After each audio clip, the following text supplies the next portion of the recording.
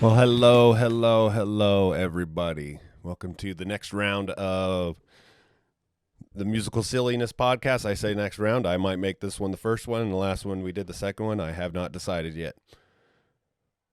Basically, this one's just going to be, I just want to talk about what my goal is for this podcast and just do an introduction into my musical career, which is not that illustrious, but you're going to get it anyway. So wherever it fits, either the last episode or the next episode's we talked with the David. Just got to know the David. The David is the bass player for the Maxis and the guitar player singer for Undercover Monsters. I met David 16 years ago when I moved here to Moreno Valley. They were looking for a drummer. I was looking for a band. I hit him up. He said, no, we've got some family things we're dealing with right now. I'll give you a call back a while later. I said, all right. A few months later, he called me up. He asked me if I was still interested in playing drums for a band. I said, yep. And then we started the Retcons. And that was one of my funnest bands to play with. So I enjoyed playing with those guys. So my whole point with this podcast, when it started out, I had the thought that it would be a good idea just to talk with local bands, get to know them as people, get to know who they are, their musical influences, how they write music, the type of music they play, and just get to know them as people. And then also to play some of their music. That way there'd be a place to go where you could hear various bands and just get to know them. I thought that would be a fun thing to do. I thought we'd have some punk bands, find some metal bands, find some blues bands, maybe some rock bands. Who knows? Whoever I can find that will come and talk to me. I honestly do not know about country because I don't want to say I despise country, but I very highly do not like country. But who knows? Maybe I will. So as I've thought about this for the last couple weeks, I've had this idea for about 3 weeks. And during that time, I started to notice, it just started dawning on me that I know a lot of people in the musical realm. They're not in bands. They're not the rock type thing, playing guitar or drums or anything like that. But they are music teachers, people with music degrees, piano players, all these other people, or in the recording industry. So it's kind of turned into now what I'll probably do is just talk to anyone that wants to talk about music, whether they are in bands or music teachers, or perhaps one day we'll just talk to people that like music. We can argue over what's better music. Who knows? Anyway, that's the whole goal. So that's what this podcast is going to be about. It's going to be just about music in any form that it comes in, except for country, because boo on country. So just an introduction to myself. In the podcast with Dave, we talked about how I started on drums. Basically, my best friend growing up, Sam, played saxophone. He asked me, he said, dude, you got to join saxophone. This was in elementary school. Or you play saxophone. So I'm like, all right. So I went and joined band. And they asked us what we wanted to play. And by the time it got to me, my last name's Rafston. They started at the beginning of the alphabet. By the time it got to me, we have too many saxophone players, so you're going to play clarinet. And I'm like, no. I'm not playing clarinet. That's stupid. But I did anyway for a little bit. Then he gave me a xylophone. I got to play the xylophone I don't even remember playing anything with it, but I do remember having it. And then we got into junior high. So 7th grade, I'm like, I'm not doing this. That's stupid. I'm not playing clarinet. That's dumb. So we were picking classes for the 8th grade. Talked with Sam. He's like, okay, look, I talked with Miss Moore. She's the music director. She said that if you want to play the saxophone, she'll let you play the saxophone. So I said, all right. So I signed up for beginning band. Got in there. Bunch of other sax players. She asked me what I wanted to play, and I said drums. That was didn't even think about it, just that's what I want moment. And I guess it's done pretty good for me over the years. So that's where my drumming career started, was in beginning band in the 8th grade at James Monroe High School in Ridgecrest, California. So my musical influences, the people that I liked when I started playing drums, were just people that already musicians that I liked. And I got a lot of my stuff when I started from my brother, just cassettes that my brother had, which ended up being Primus or Red Hot Chili Peppers. He had a lot of Depeche Mode, The Cure. So that's where it started. Then I started getting in more into the rock, the Metallica, Pantera. During that point, my favorite band came into my purview, 311. And I still always remember the story. Brian and I, we ditched and we went out to the Lancaster Mall, Palmdale Lancaster Mall. And we were driving around in his car around the parking lot, whatever we were doing. And I wasn't really paying attention to the music. And I just remember hearing this super, super clean roll. One of those Chad Sexton double stroke rolls on that high-tuned snare drum. And I was like, who is this? He's like, that's 311, dude. I knew who 311 was before that, but just never really. I knew some of their songs. I knew Homebrewed, and I want to say I knew Welcome off the music album. But just, okay, they were just another band. I didn't really pay much attention. But it wasn't until I heard that roll, and I started getting more into 311. So when I started playing drums, that's what I tried to play. The first song I learned on the drums to play was Metallica 1. I got a drum book from the music store that had 4 bands in it, 3 songs from each band. I remember there was Guns N' Roses, Metallica, Tesla, and Van Halen. And I figured Van Halen's way out of my realm. I can't do that because I think they even had Hot for Teacher on there. I don't remember. Tesla sucks. No one cares about Tesla. And the Guns N' Roses, going through them, they seem somewhat easy. So it's like, all right, next challenge is going to be Metallica. So I learned one. Now, of course, I didn't do the double bass pedal because I didn't have a double bass pedal, but I did the rest of it. Learned the rest of it. But I remember it had Blacken, 1, and Master of Puppets. So the drummers that I listened to that I would say I was highly influenced by would definitely been Lars from Metallica, Chad Sexton from 311, Chad Smith from Red Hot Chili Peppers, Tim Alexander from Primus, Dave Grohl from Nirvana, Brad Wilkes from Rage Against the Machine, Trey Cool from Green Day. Those are the ones I can think of off. Oh, sorry, Vinnie Paul from Pantera. Then there's many other. I don't even know how to say his last name. Dave Avaruzian, who played with Pearl Jam. Matt Cameron, who played with Soundgarden. There are many good drummers that I listened to. I remember Mitch Mitchell from Jimi Hendrix. He was way above my pay grade, I thought. So we started playing drums. Me and Sam would kind of rock out every now and then, not too much. Then he moved on to other stuff. Then I started playing with my friend Brian. So then Brian's like, hey, I got a friend who's looking for a drummer. Do you want to go meet him? His name's Joel. I'm like, you know what? Hey, cool. I'll back that. So he took me over to Joel's house, and that's when he introduced me to Joel. And then we started a band called High. So it was Joel on guitar, Brian on bass.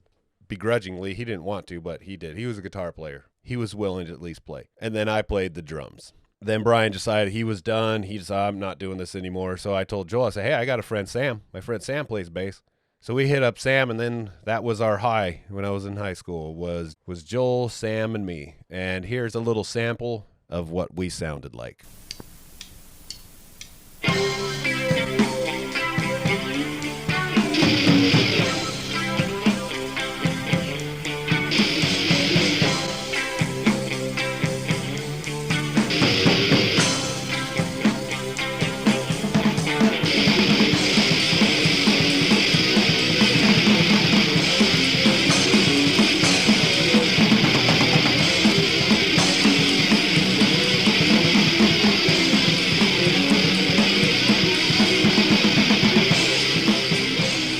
Now, that was recorded. We recorded that in Joel's garage with a 4-track where we had one. He put one mic right above the top, right above the bass drum, close to the snare and the toms, and then one mic on the bass, one mic on the guitar, and there may have been a mic on the snare. I really don't remember, and that's where we got that. That's the sound that we got, was recording in your garage on that little 4-track. So that was fun. We did that in high school. Well, for good chunk of high school. Then Sam moved on. We got another bass player whose name was Josh. Josh was a finger player. Sam was a pick player. And so we had a little bit more funky sound at that time. So here was us with Joel, Josh, and myself.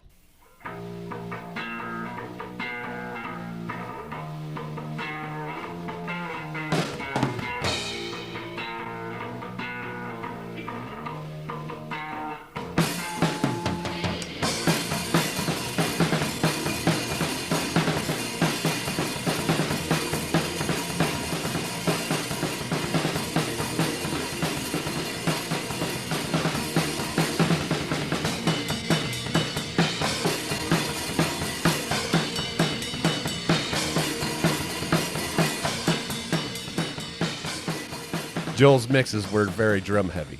Yeah, take that, Joel.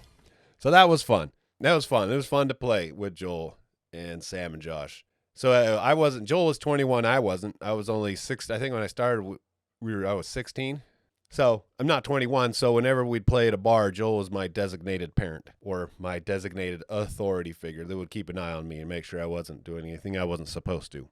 So after I graduated high school, Joel went and joined the Air Force, and I went on a church mission. During the church mission, I learned to play the piano. Not very well, but I did play, and it was fun. I'll tell you my one of my piano playing stories is a missionary. It does make me chuckle, I'm not going to lie. So my second companion, Elder Wright, he was from Heber, Utah. He taught me to play the piano. He said, all right, here's middle C on the piano. Here's middle C on the sheet music. Here's your treble clef, your bass clef. Here's your keys with the sharps and flats. Sharps go up, flats go down. That's all right. There we go. So I started to teach myself how to play the piano. This was in Evans, Georgia. So I was there for maybe 3 more months. Then I went to Forsyth for a month, then to Macon for I think 2 months, and then I was down in Tifton at this time.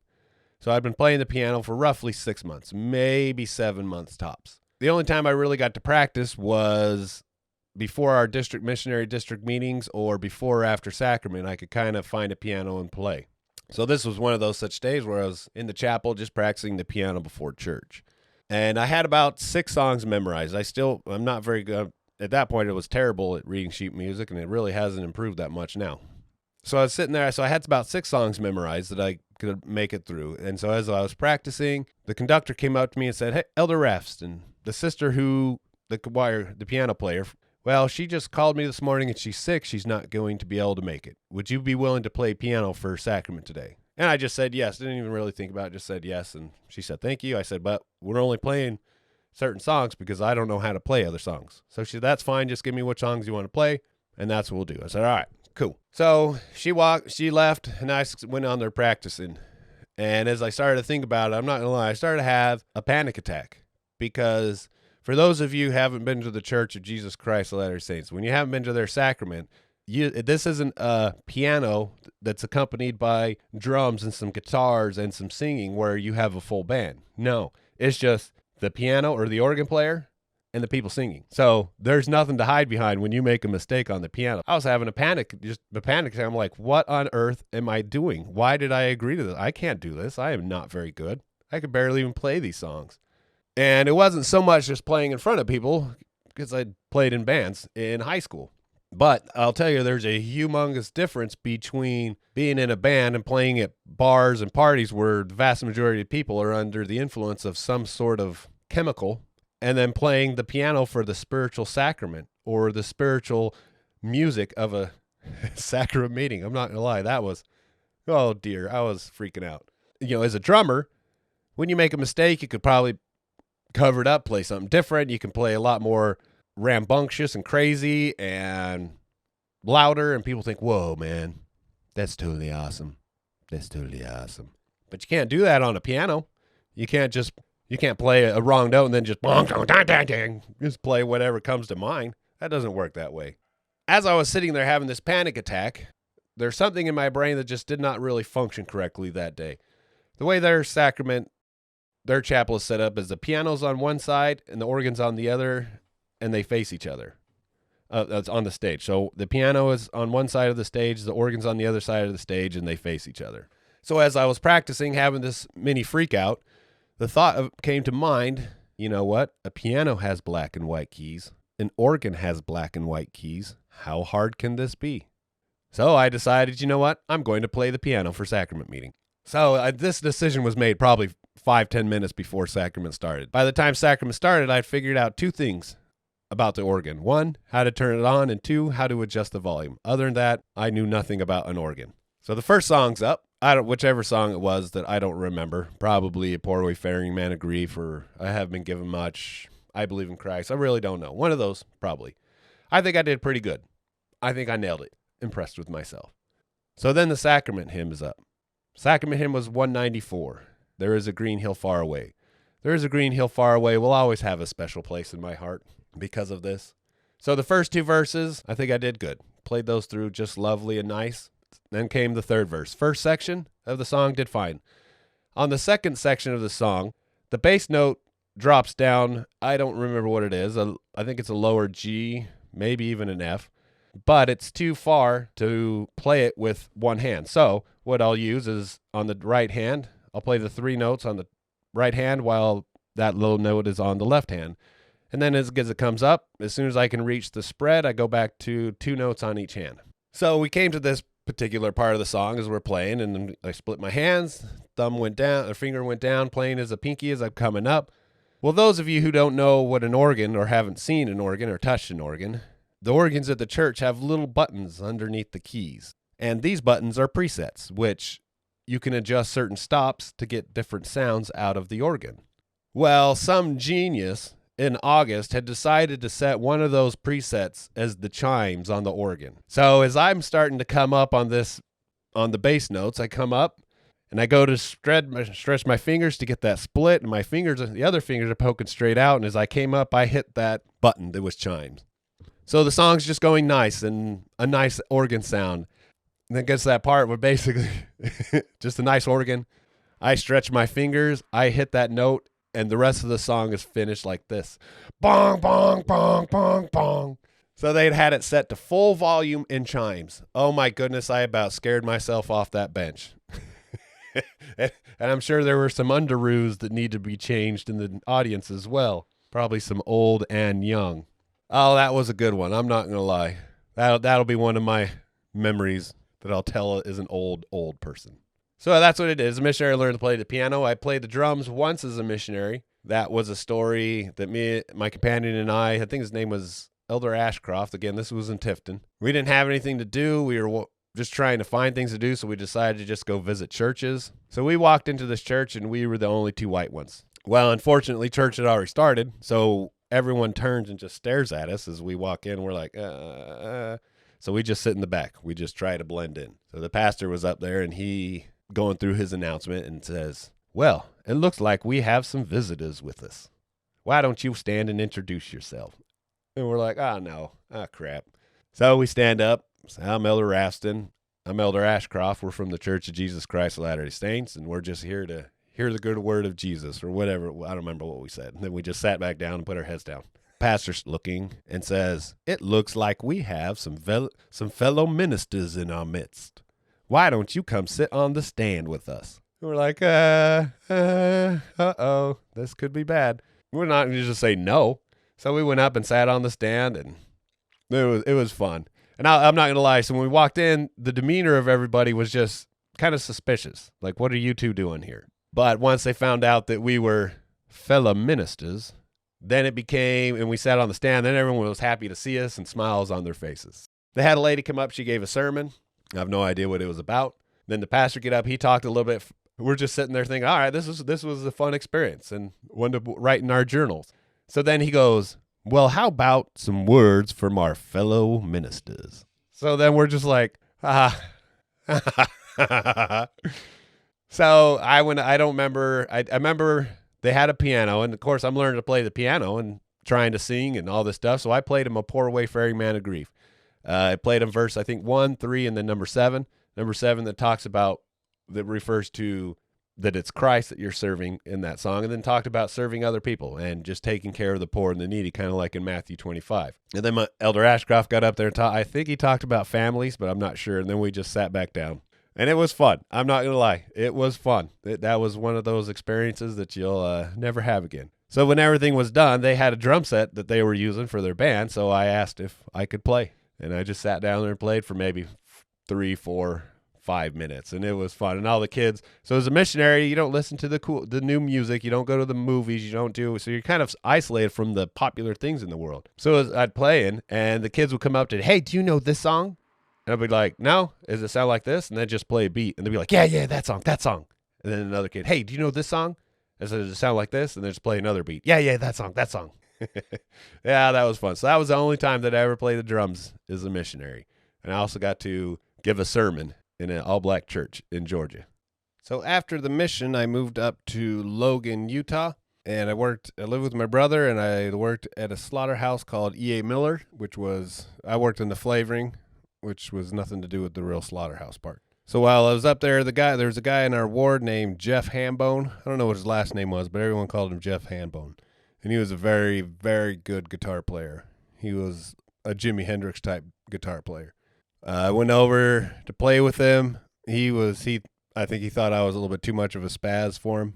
Wasn't his style. He's like, hey, I got these friends who are looking for a drummer. So he gave me the number 2, which would turn out to be the friends I spent the rest of my time up there in Utah State with. There was Dave, Steve, Jared, and then I played the drums. And through them, that's when I met Jeremy and Spencer and Jared and all the other people.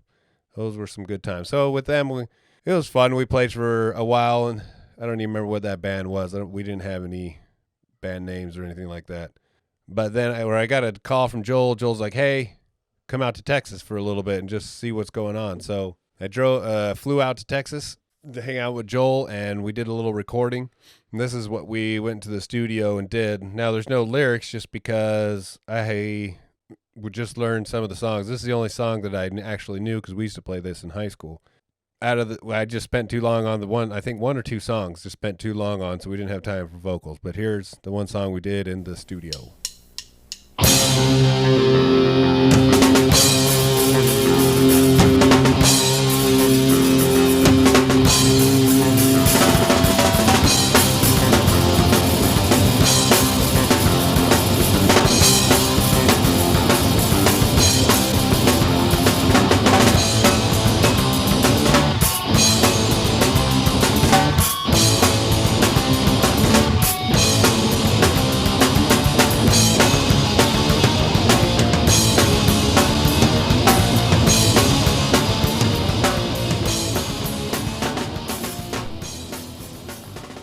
So that was Joel on guitar. He had a friend that he met, Ryan, in the Air Force on bass, and then me on the drums. So we did that, hung out for a week. That's where I also bought the drum set that I used for probably a good 20 years. Bought it at a pawn shop. Now, this was pre 9/11 days, so it was a 6-piece drum set, a bass drum, 2 toms, 2 floor toms, a snare. I think there was a couple stands, not very many stands, but and no cymbals. So how I got that back was I took all the lugs off of everything, put all the shells inside of each other, packed all my clothes and all the rest of the lugs around the inside of the drum, of the bass drum with all the shells in it, packed it all tightly, and literally that was my one bag. And then I had a carry-on, and that time, I don't know if they didn't have weight or they didn't care, so the carry-on was basically all the metal stands and everything else. And that thing was heavy, and I made sure when I got on the plane that I didn't put that in my overhead compartment. It was over someone else's. So I went back up to Utah State, or flew back up there, hung out there, and then Jill's like, hey, dude, move down here. We're going to start the band up again. Didn't think it through, said, all right, let's go. So here's a song that we practiced in a storage unit. Imagine that. The storage unit in San Antonio, Texas. Not like it's hot or anything in the summer. Not at all. So here's one of the songs we did. Listener discretion is advised. There are some potty mouths in here. Okay.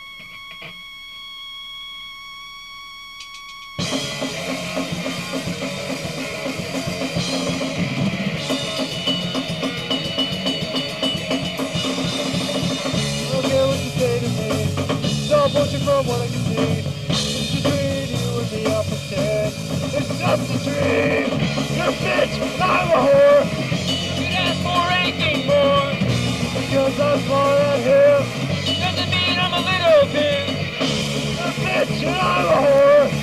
You could ask for anything more. Because I'm smart at him. Doesn't mean I'm a little bit.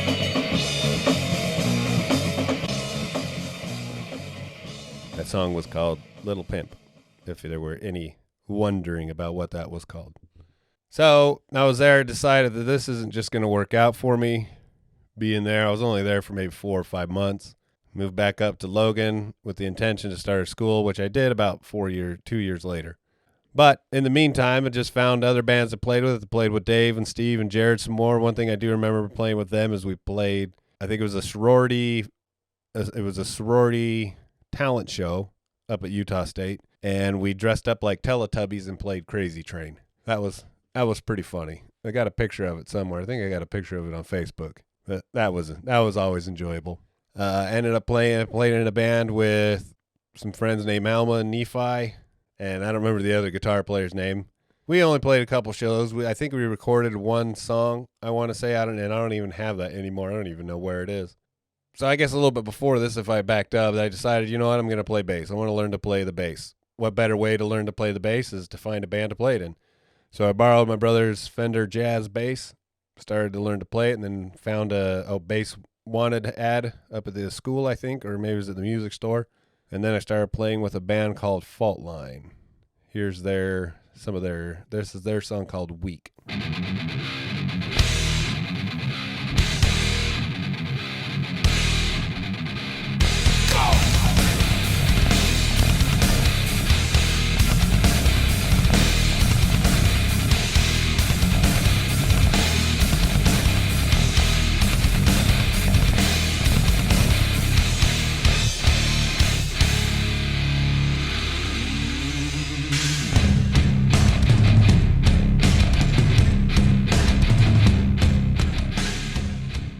When I played with Dave, Steven, and Jared, Dave and Steve were brothers, and Jared was their cousin.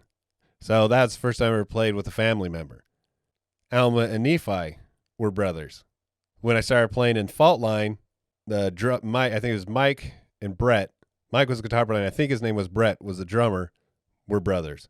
And that's not the only time I've ever played with family members. Imagine that. But so now that I've started, I played the drums. I started to learn to play the guitar, started to play the bass. And my influence, of course, of who I listened to was who I listened to as drums. So I learned to play the bass from 311, from Primus, Rage Against the Machine, Metallica, Pantera. But then 311 became my go-to. That's who I learned.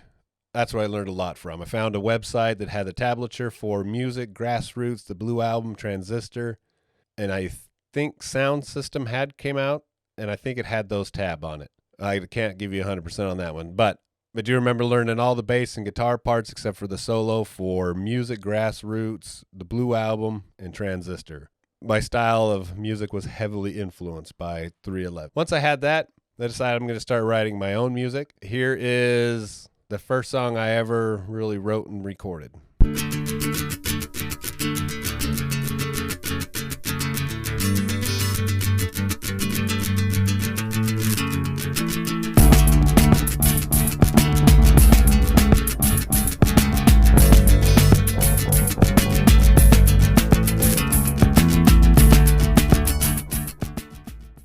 It was called Soft Little Ditty.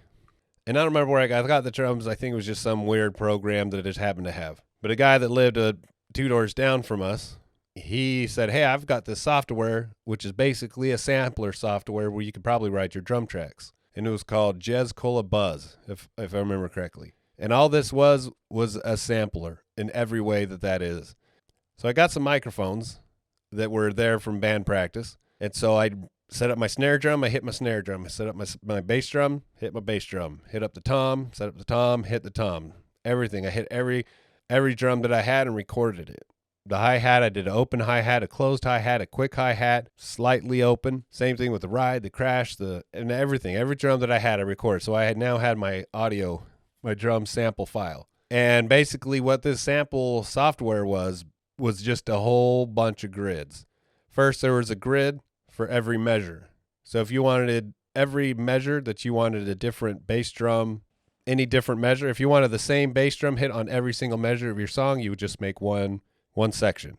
But if you wanted any change, you had to make every section that had a different bass drum hit had to have a different little set or whatever. I don't remember what they're called. And you had to do that with every single sample. So I had to do that with every single snare hit, had to go in and put it, whichever one I wanted to hit on. You set the grid to 8, 16, 32, 48, whatever it is, which would be 8th note, 16th note, 32, and then you put the snare drum in on one hit, and that would be one bar, whatever bar you wanted to hit on. Every change, you had to make a new set for every different time that it differed. Same thing with the bass drum, same thing with the toms. Now you had all those different sets for all your different drums. Then you go into this other grid where now you start plugging all these grids in, and it would just start to read the different grids and play the certain samples that you wanted with those things. It was a pain, but it worked. So those would be my drums. Then I'd put them into, someone gave me a software called Cool Edit. So then I'd put them in there and then record the guitars in here in Cool Edit. And this is basically what it sounded like.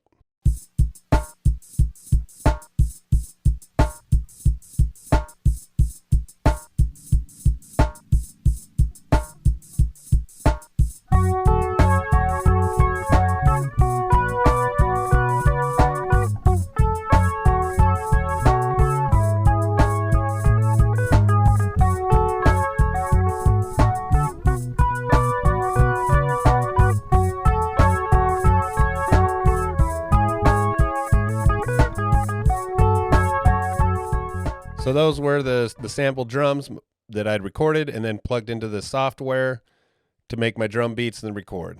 I like to listen to the songs I write, but every now and then I just have a cool part that I really enjoy of a song. And this has one of my favorite bass parts.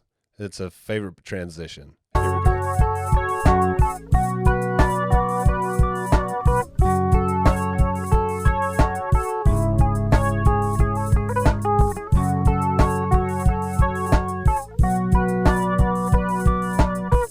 So it's this bass part right here, this transition.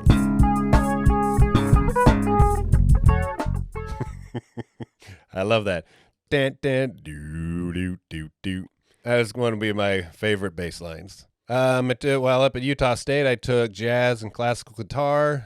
That was a fun class because that got me away from just the regular punk chord with your power chords, rock chords, 1 and 5, and you just distort them. That got me away and started to learn more into your sevenths, your sixths, your thirds, your minor thirds, your major thirds, major seventh, minor sevenths, and all this other stuff. It was something that I really enjoyed. And here's one of the songs I wrote after learning some of those chords. And I'll let it play for a little bit so you can hear my abilities to solo, which isn't great.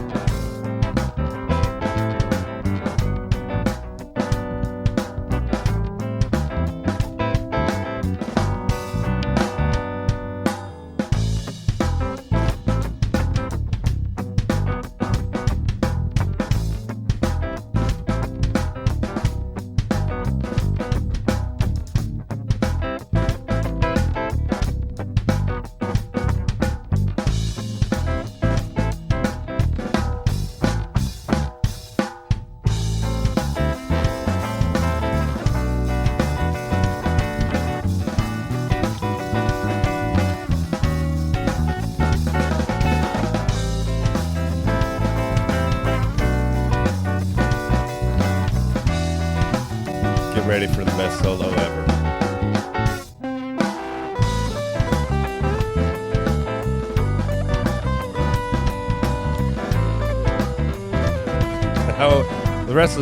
So I wrote that song, just the chords. Years later, I just happened to sit down. I set the drums up and recorded that song, played the drums with it, and then on one Sunday morning before church, I was just kind of screwing around and wrote the solo, which is the whole back half of the song.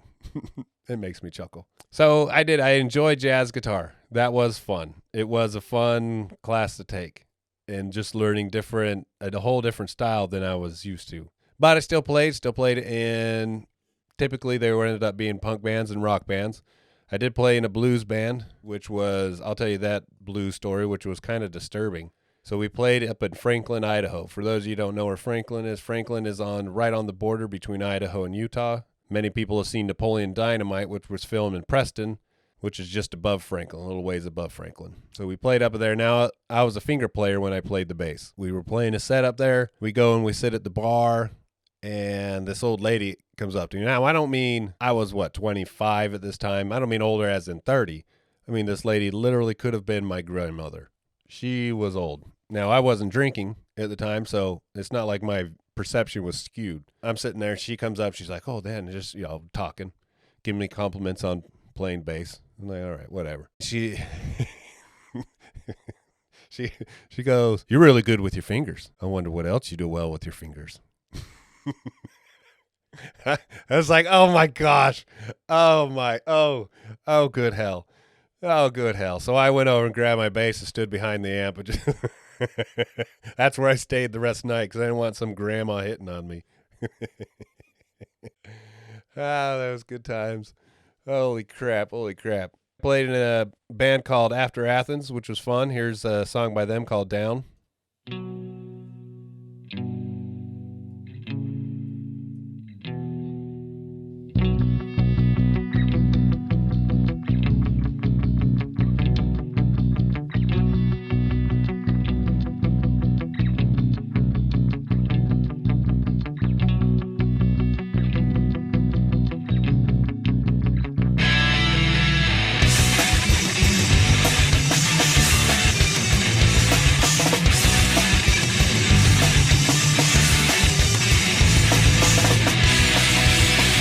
Funny thing about that song, when we recorded it, the bass player, so I played drums in this band. The bass player, he used a 6-string fretless, which to me was odd. It just didn't fit with the style of the band, but whatever. He was the bass player. So when we recorded this, I don't know if he wasn't playing the right fret. I don't know if he was out of tune. I don't know, but we recorded the drums and we recorded the bass, then we went and recorded the guitar. And then we were doing the vocals and we started listening, something was off with the bass. It just, like I said, it was either out of tune or because it was a fretless, he was maybe a little bit too high up on the fret or too low on a fret. So it was just out of tune, and it was just this song. And so he wasn't going to come in. I think he was working or he wasn't able to or didn't want to. I really don't know. So I said, all right, well, I'll tell you what, we'll come in tomorrow and we're going to do the vocals. I'll bring my bass. And so I did the bass on that song. I don't even know if he ever knew. And I think I did pretty good to matching just whatever he was playing. I also had a roommate named Dave. We played with him for a little bit. We never played any shows, but we did go down to, they had a friend, I don't remember the guitar player's name, so it was Dave on bass, me on drums, and his friend on guitar. They had another high school friend who was in a recording studio class in Arizona, so we drove down there and recorded one song because he needed one for one of his class assignments. And so here is that song.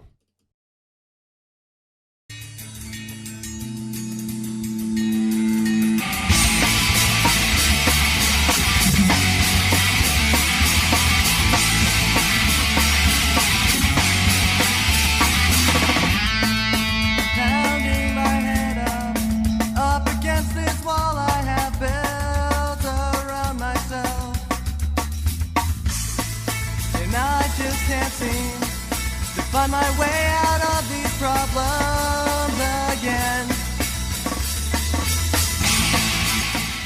Yeah, I was going to play guitar one time in a band called Nobody Special, and they were a ska band, just kind of a silly ska band. I had met them because they were looking for a drummer at one point, so they hit me up. It didn't work out. Years later, I saw him talking. He's like, yeah, we're thinking about getting another guitar player, and I'm like, totally awesome. I'm down. I want to play your guitar, be your guitar player. He's like, all right. Mike's like, all right, cool. We're going to practice in 2 weeks. I was like, all right, cool. So about a week and a half later, I happened to see Mike when walking to someone else's apartment. And I'm like, hey, we still good to practice in a couple days, whatever it was. He's like, oh, man, dude, our drummer just quit. He doesn't want to play with us anymore. So now we don't even have a drummer. And, of course, he asked that dreaded question. Do you want to play drums? Ah, man.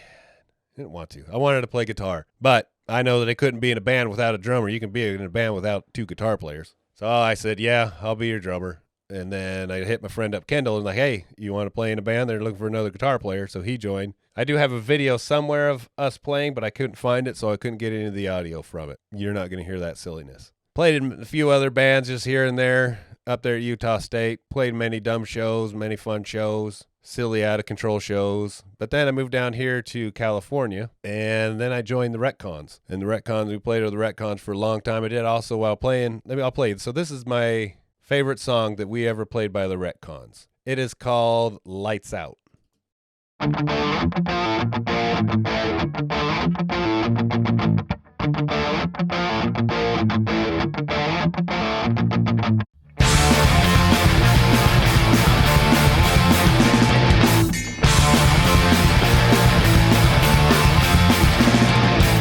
Downtown ain't a safe place for me.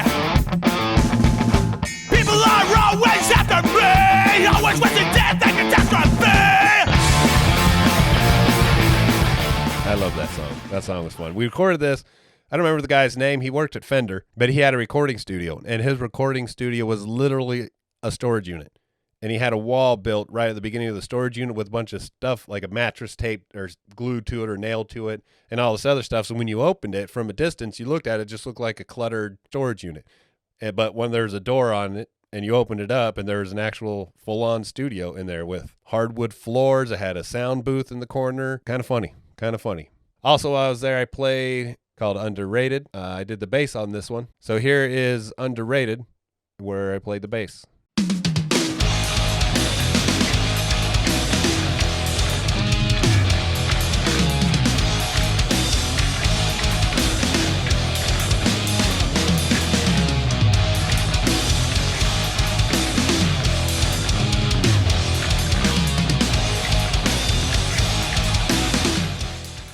I've never played in a funk band. Played in punk, played in rock, played in blues. Haven't played in country because I will not lower my standards. So I played in with those two bands, the Retcons and Underrated. Eventually, the Retcons broke up and Undercover Monsters formed. I played with them for a little bit and then decided that I was done playing in bands. Stopped playing in bands. I still did all my own recordings. A bunch of shenanigans and silliness.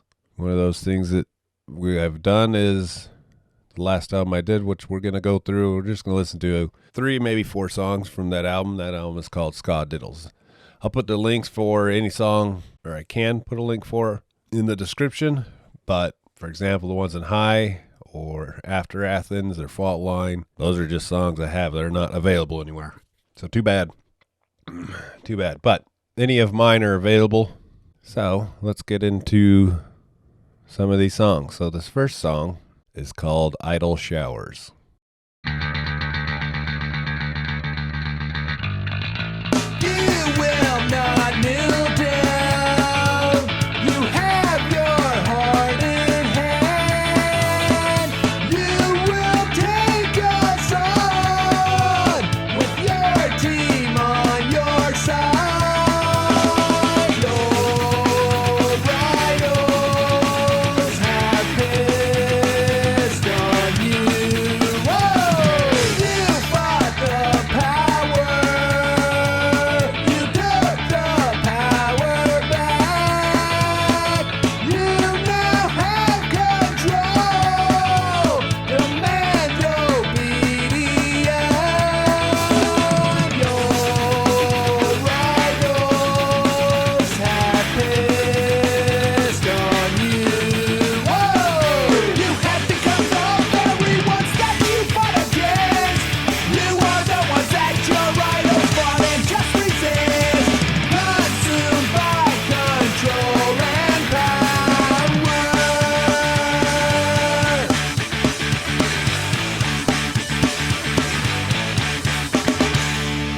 Teenage rebellion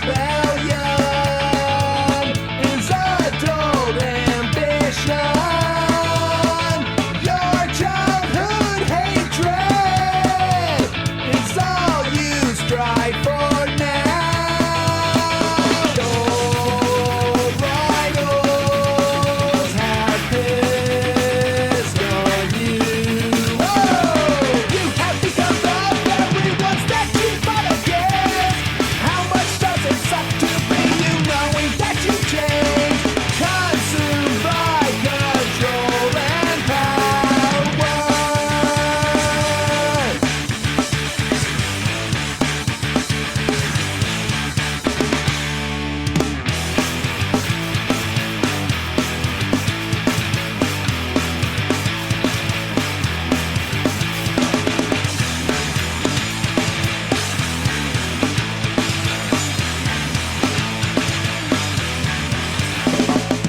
How does it feel now to know with your idols?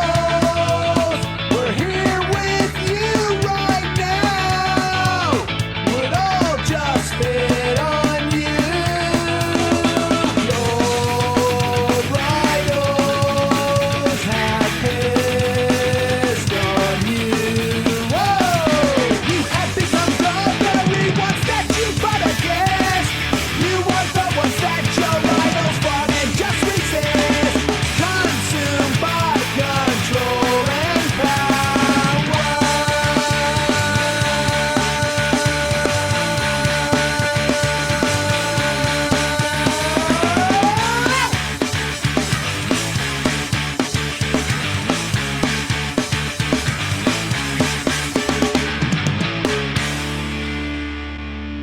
So there's that one. I really don't even know if I could play that one anymore. But a lot of the problems I have with the songs I write is I'll write them.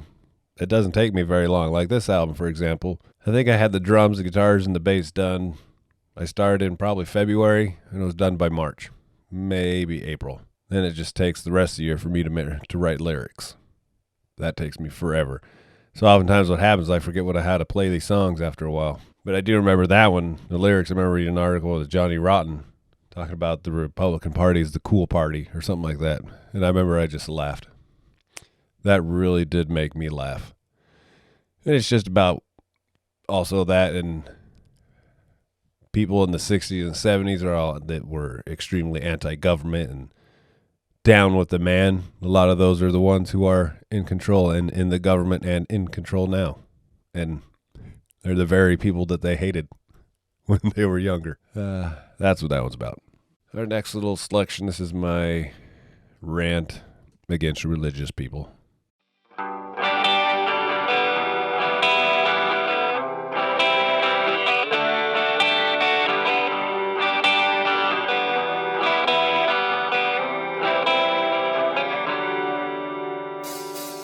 About all your beliefs, cling to your God and your scriptures. Hide behind your faith to legitimize your hate.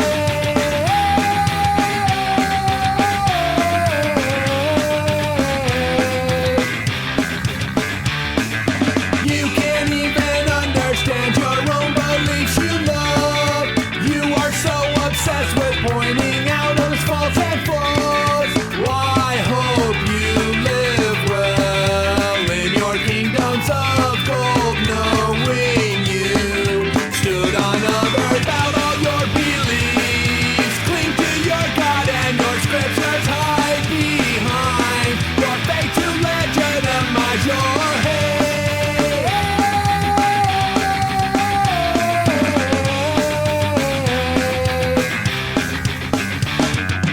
Live what you believe before you start tearing others down. Nothing about what you claim to believe gives you the right to be a moral platform to condemn others for what they believe. Out all your beliefs, cling to your God and your scriptures. Hide behind your faith to legitimize your hate.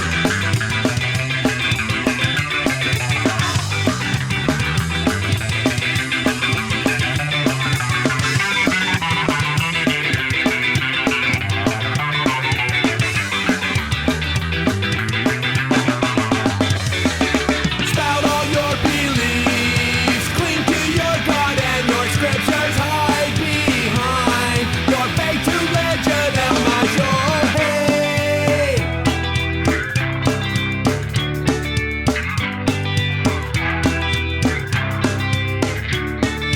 No one likes you for your pompous, self-righteous attitude and exam. Oh, love a pretentious, arrogant asshole.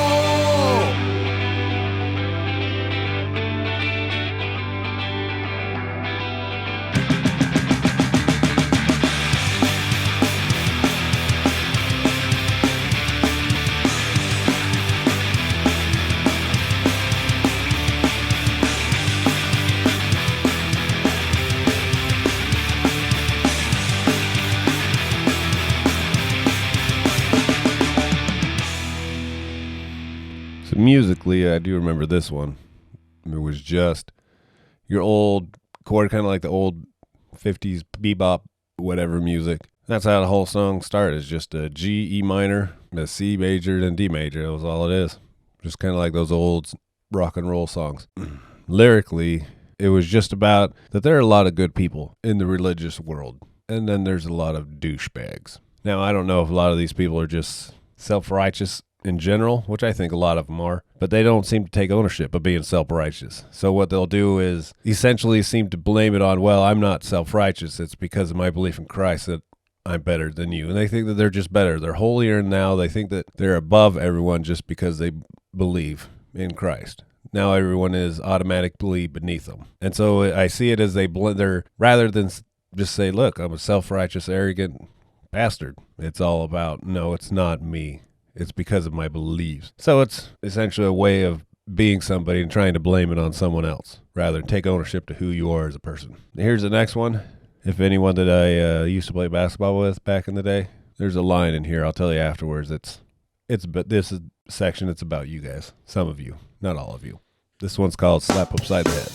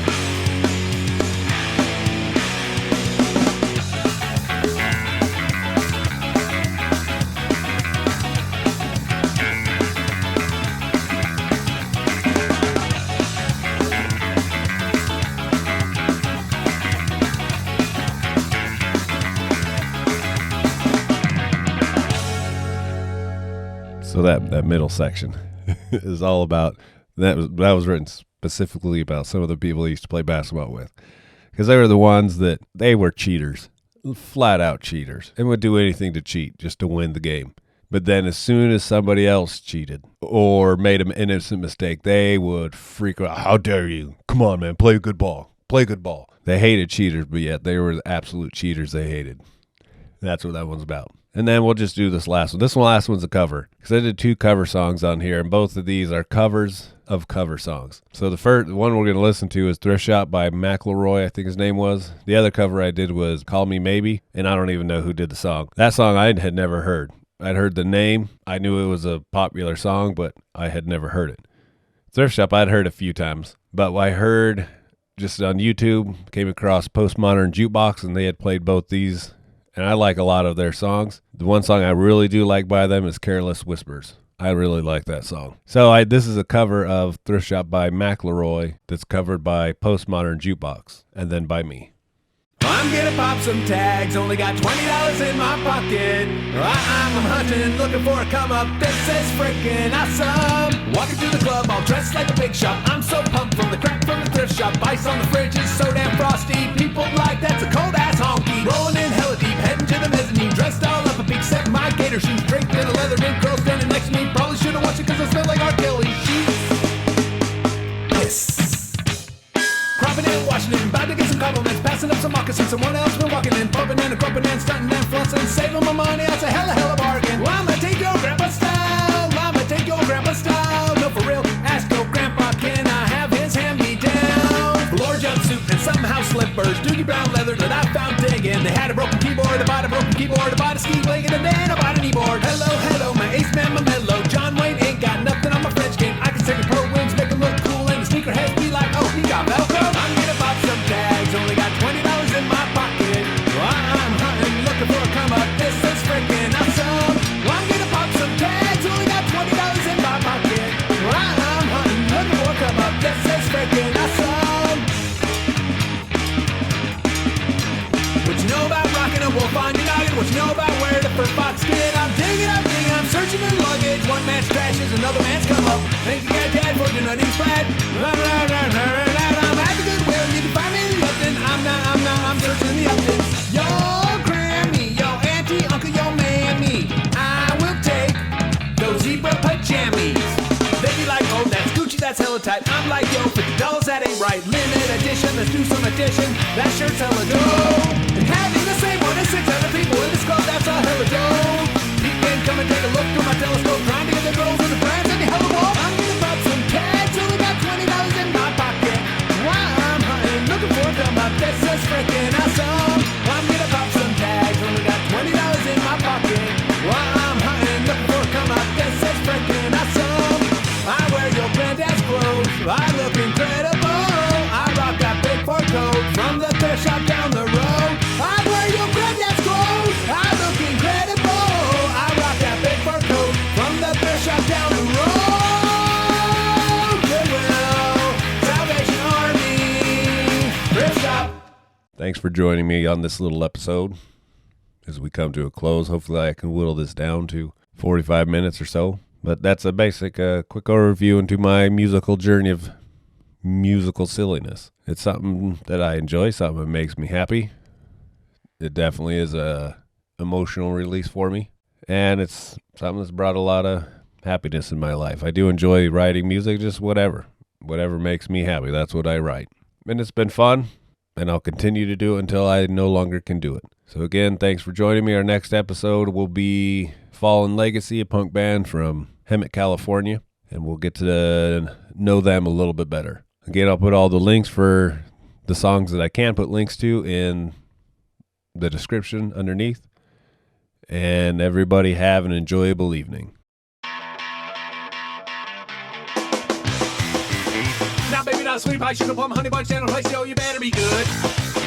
And act like you find love or should. Be careful what you say and do. Santa Claus is watching you. He's everywhere, he's everywhere. You better kiss and hold me tight. Give me loving every night. Cause you'll be sorry to make me blue. The Santa Claus is watching you. He's everywhere, he's everywhere. Well, you may think you can sing around, get away with something, there's no way.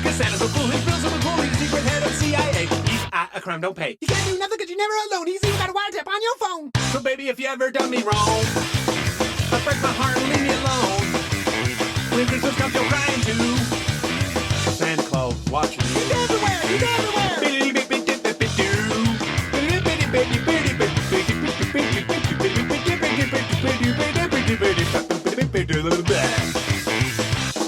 Well, every Christmas Eve, he climbs on a sled full of toys with fuel exhaust and side mirrors and other white trash things full of orange spreads. Cause they sure to all the good little girls and boys. And then he says on Dasher, Dancer, Prancer, Vixen, Comet, Cupid, Bob, Donner, Benson, Weapon. You, Jeffy, whatever your name is, get up here right now. Don't make me call you your father. Sorry, Rudolph! He said it's all a stick out at your house. You can run, you can hide, you can't get away. Got binoculars focused on you every day. So baby, if you ever done me wrong, don't break my heart and leave me alone. When Christmas comes, you're crying too. Cause Santa Claus is watching you. He's everywhere, he's everywhere. Santa Claus is watching you. He's everywhere, he's everywhere. Santa Claus is watching you. And I don't know if you understand the situation that you in. Santa come down here and go put a whooping up on you. I mean, you in true